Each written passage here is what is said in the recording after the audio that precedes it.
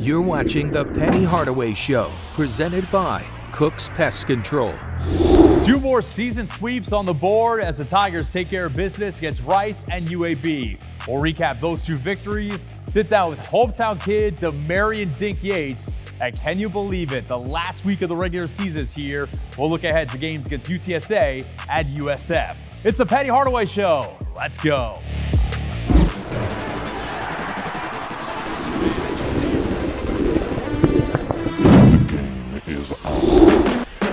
The Penny Hardaway Show is presented by Cook's Pest Control.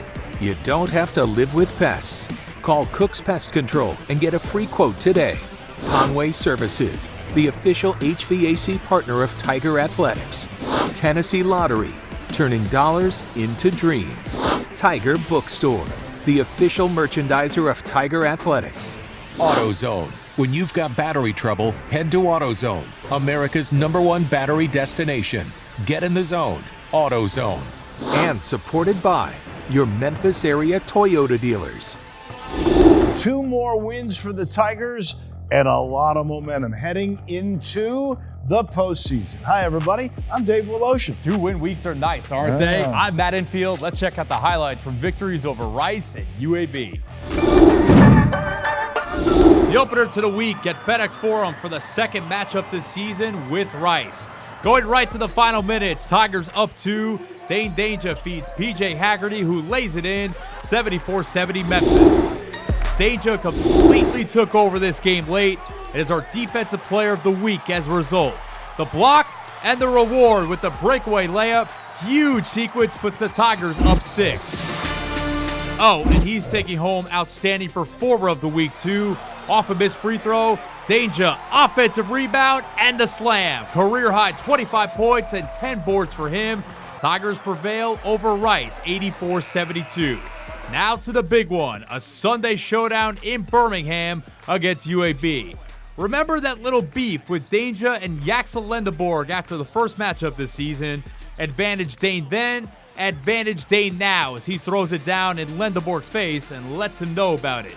Blazers led at the break, but the second half was all Tigers. PJ Haggerty put on a shot-making clinic. Game high 25 for him. Tigers up 4 with about 4 minutes left. Now just over 2 to play. Danger no good down low. Nick Jourdain comes flying in. Putback slam plus the foul. And how's that preseason poll look now? Tigers beat UAB 88-81 and sweep the Blazers this season with a statement victory.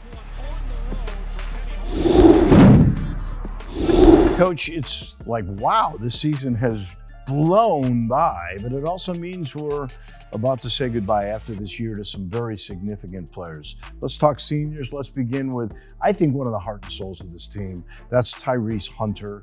He's so heady, so smart, and of late, really, I think he's kind of changed his game away from scoring to try to get more people involved. Yeah, Tyrese is, since he's been in the building, he's been all about winning and whatever it takes type of mentality. And he guards the other team's best guard. He knocks down big shots, takes big shots, knocks down big shots for us. And it was a pleasure to coach him for this year. He was probably the second leading scorer at the start of the year. Lately, that's become Dane Danger, one of the best names in college basketball, one of your best players. Talk about the impact he's made in his 1 year here. Yeah, the only person that was holding Dane back was me. I can joke with him about that now, but Dane is phenomenal. To me, he's the best big in the country. He does phenomenal things. He has a skill set that a lot of bigs don't have. And he's a winner. He's won everywhere he's gone, and he's brought that winning attitude to us. It is funny. I remember the old line, the only person that could ever hold Michael Jordan under 20 was Dean Smith, yes, the coach. What was it, though, that you saw in Dane that you knew you could get more? Because he himself said at Illinois he wasn't even allowed to try to assist. Yeah, he just looking at his post presence, I knew it would be enough, but I saw his skill set with his ball handling. And when I saw that, I was like, okay, this guy in our league, with our schedule, could be pretty daggone good, and he proved me right. Not much of a jumper, but he is a great passer for a guy his size. Do you think he has a pro future? Yeah, I do, because he has the playmaking ability, because they play through the 5-man on the NBA level, and you can pass him the ball, and he can get assists, and he can do the dribble handoffs. He can play on the perimeter as well. Another guy that's going to be saying goodbye is Colby Rogers, who seems to be, if he plays well, the game usually is much easier for the Tigers. When he struggles, sometimes Memphis struggles.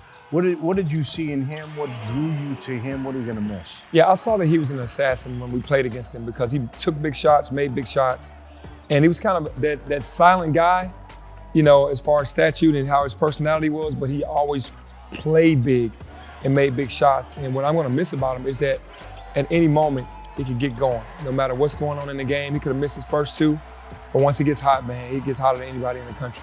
On that note, not done with him yet. What is your guys' ceiling if he plays well? We've talked about him being the X factor before. No, I can honestly say national champions if he's playing well because it's on your guards. If he, PJ, and Tyrese are playing well, Kobe being the guy leading that charge, then we can win it all. Here's the X factor, who's been brilliant down the stretch here. That is Musa Cisse. He's getting double-digit rebounds or even double-digit points on occasion. This is your second go-round with him. You don't normally see that. So what made you bring him back? And I know you're happy that you did. Yeah, I call Musa the captain, obviously, because he's been here before and he came back. What made me want to bring him back was because he shouldn't have never left. I told him, you should never, ever gone from here because you were growing in the game, you were getting better, and we would have been much better with you being here than you leaving. But that was the sell for him to come back. Let's do it right this time around and let's go out as winners. He told me that when he thinks about the fact that he's going to finish his career here, it brings a smile to his face. For you, you've been a part of his journey for a long time. How much, I guess, joy does it bring you to know that you guys are going to close out his career together? Yeah, no, it brings me a ton of joy because I know where Musa started and I know where he is now. And for us to be winning now on top of that, it's a great feeling. Really late addition, but someone who's made an impact, Dante Harris. And it feels like it has been about as seamless of a fit as possible. What stood out to you about him? What stood out to me was his background. Going to Georgetown first, he was the most outstanding player in the tournament when they made it to the NCAA tournament for Georgetown. And then going to Virginia, you have to be a defender, kind of a heady, smart player. And that's what he is. He's tough, he's smart, and he's a winner. He understands how to get it done, and that's what drew me to him. You got to be smart to go to Virginia and to Georgetown, which gets me to our final guy, and that is Nicholas Jourdain. He's the only guy that came back. You lured him away from Temple in Philadelphia a couple of years ago, and I just am amazed at the way he will stuff a stat sheet, not necessarily with points. Yeah, 2 words, class act. You know, another 2 words, hard worker. I mean, when you have a guy that has a great personality and he comes to the gym to work every day and be the ultimate teammate, he's coachable and he goes out there and lays it on the line every day. I mean, for 2 years, didn't even think about leaving, didn't think about transferring, wanted to be here. We're blessed to have him. Talk about assassins. PJ Carter, another guy that you saw in conference play, top-notch shooter, really funny guy, great personality. Yes. What has he brought for you? He's brought the ability to make shots from everywhere on the floor, especially behind the arc. He's a guy that has to keep teams honest. You know, they have to be honest with him. They can't leave him out there because if they leave him, he's going to make it. And that gives us an added weapon to go along with Kobe Rogers and Tyrese Hunter on that perimeter. And then this is more common for you as you are in your 7th year, but saying goodbye to these guys. How tough is that for a coach, knowing that you've gone to war with these guys for a whole year? Yeah, it's tough because you get to know them during the season because you don't have to recruit them for 2 and 3 years. You recruit them for a month, some a week, and then they come and sign with your team, and then you get to know them as the season is going, which is very different. You start to get closer, and then all of a sudden it's time for them to go, and that's tough. It always just means a little bit more to the hometown kids on the team. We'll sit down with Demarion Dink Yates next. You're watching the Penny Hardaway Show, presented by Cook's Pest Control. Welcome back to the Penny Hardaway Show. Demarion Dink Yates grew up just over half an hour from here, and after a lifetime of watching the Tigers, now he's realizing a dream, playing for his hometown team.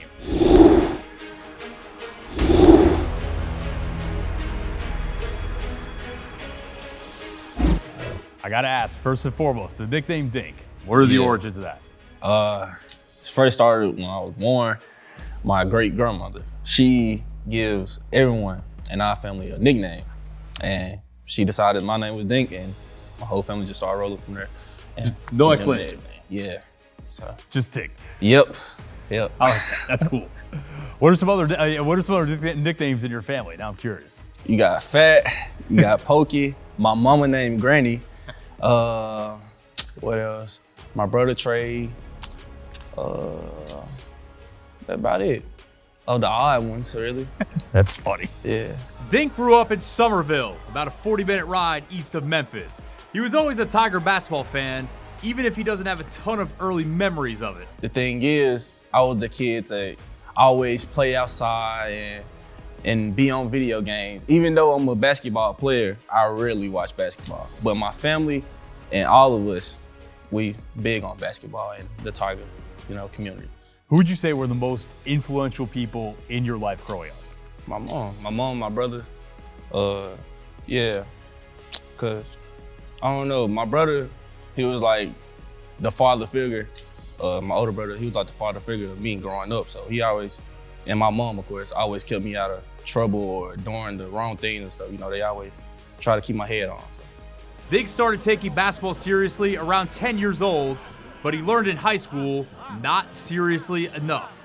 I had talent and stuff, but my work ethic wasn't there. So once it kind of showed once I got to high school, so I didn't play much my 10th grade year. And once it kicked in, that, man, I gotta get better because all the other guys are playing and, I should be playing too, but I don't know what's going on. So once I had work ethic and combined with my talents, then things shifted, What was the moment where it clicked for you? Like, all right, I've got to take this more seriously. Was it just riding the bench your sophomore year? Yeah, it was for sure riding the bench my sophomore year. Because that whole summer after that, I was a workaholic, a madman. Every day I used to do my schedule was probably morning time, go to a workout or something, or get up shots or something. Then afternoon, I got something after that. Then after that, I got to go to AAU practice at nighttime, and all of it just separated. I had this in Memphis, this in Jackson, this hometown. So, yeah. The work paid off. In Yates' senior season at Fayetteville High School, he took home Tennessee Mr. Basketball honors in Class 3A. Man, big, huge. And to be the first to do it from where I'm from, it was huge to the community too. I still honestly can't even believe it and still getting notoriety from it to this day. So it was huge. You got the trophy lying somewhere around the house? Or what? Yeah, I do. It's on the trophy stand or whatever. So. Despite the big time award, Yates' collegiate career started off the beaten path. Correct me if I'm wrong. Vincennes University? Vincennes. Vincennes, okay. Yep. Middle of frankly nowhere, Indiana. Yeah. JUCO. How do you land there? Coach Davis hit me up during the season, mid-season. He was telling me about the school and went on a visit. We just went from there. I had an open gym run with the team. I seen how big they were, how strong they were over me, and how they can develop you as a player. So, as you might imagine, living away from home for the first time in a completely unfamiliar place while on the JUCO grind was not easy. Yeah, man. I'm gonna be honest. I used to call my mom almost every day up there. Like, my mom and my family, they really kept my head on up there. And just praying and stuff, yeah, you definitely gotta have a mindset to go to JUCO. And other places, even at that, like just college in general, you gotta have a good mindset. Because if you don't, you won't last.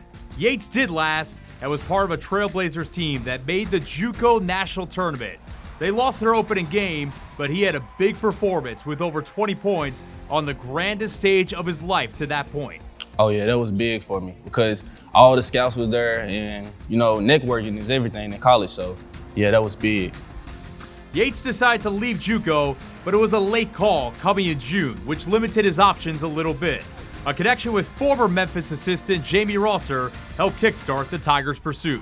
He was like, yeah, man, we seen your post and wondering, we had interest in you and want to bring you in for blah, blah, and blah, blah. So I was like, yeah, of course. It's Memphis, it's hometown, it's perfect.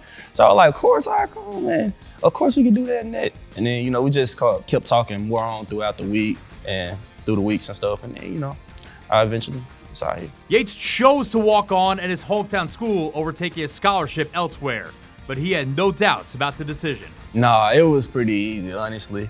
You know, being hometown, under the coach, Penny Hardaway, of course, and, you know, the resources, opportunities, and the development system that they have here. So, yeah, it was pretty easy call. When you hit the floor for the first time as a Tiger and score your first points in a Memphis uniform in that game against Ohio, what were the emotions? Excited, happy. You know, I hear the fans cheering me on, especially my mom. I hear her out of everybody because of her voice, of course. But yeah, it was amazing, you know. Just a dream come true, honestly. Dink has made the most of his opportunities so far with the Tigers. He's already earned a scholarship, is seeing more and more playing time, and experienced a ton of growth. So much better, honestly. The mindset, just the mental side and physical side of basketball that I had got better. Just, you know, looking at my teammates and my coaches and, you know, the stuff that they do and the way they carry themselves. If everything works out the way you want to, do you want to spend the rest of your college career here? Yes, sir. Most definitely. What do you want to accomplish? This year, a national championship. And, of course, all the other years, too. You know, I want to win something. Coach, Dink Yates is a guy nobody really remembers was the 3A Mr. Basketball.